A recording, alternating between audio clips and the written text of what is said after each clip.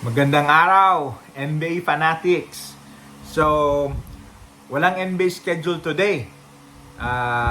Pero i-update ko kayo regarding sa mga injuries, no? At mga indefinite na mga players na hindi makalaro starting tomorrow's game, no? So, I think the news for today is Joel Embiid was given 3-game suspension by the NBA League for the shoving incident with the reporter, no, sa locker room.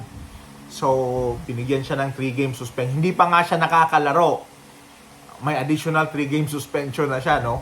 So, that's big for Philadelphia. By the way, si Paul George naglaro na last game, no? But they lost and he misses the tying shot. So, yun yung for Philadelphia.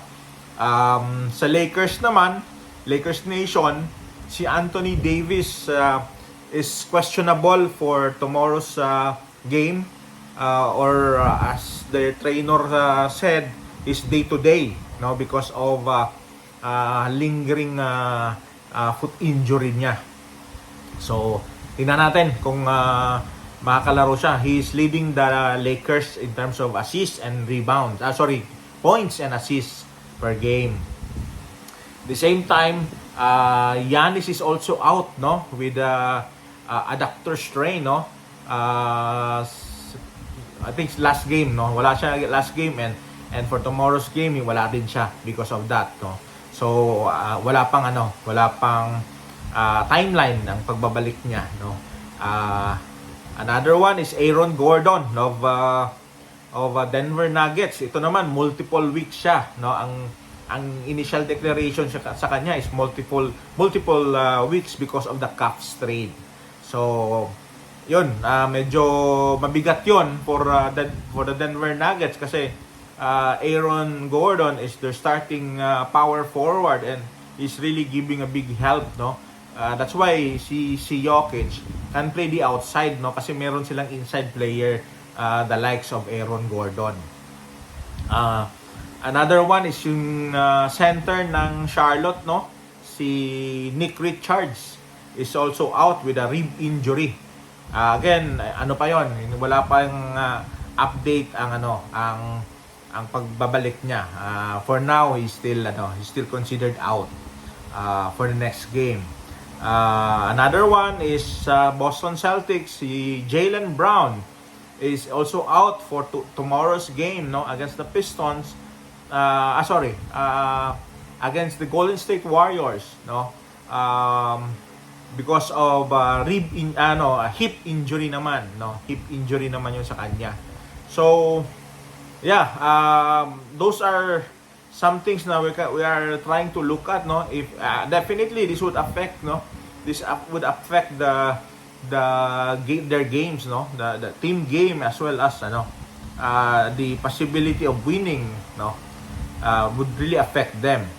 Another one is also yung undisclosed health condition ng coach ng San Antonio Spurs, si Greg Popovich, no. Very tight ang information na nirelease ng San Antonio. So they're just saying undisclosed health concern, and they are appointing the assistant head coach nila to be the interim head coach kasi nga walang timeline yung health concern kay Greg Popovich. It looks like it is not minor, but we cannot also say if it's really severe, but it sounds like the severity of the concern is quite high, no. And another one is yung Polish player nila, si Jeremy Sochan, is also out for I think multiple weeks then because of he needs to be operated, no, surgery on the fractured thumb. So that's another thing na na titingnan natin kung how the San Antonio Spurs would react to the loss of to the undisclosed health concern ni Popovich and yung multiple weeks out ni Jeremy Sochan. So, yes, that's it for now. No, that's it for now. Update you tomorrow on the games, results and recap.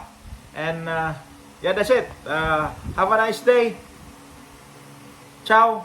Letting out.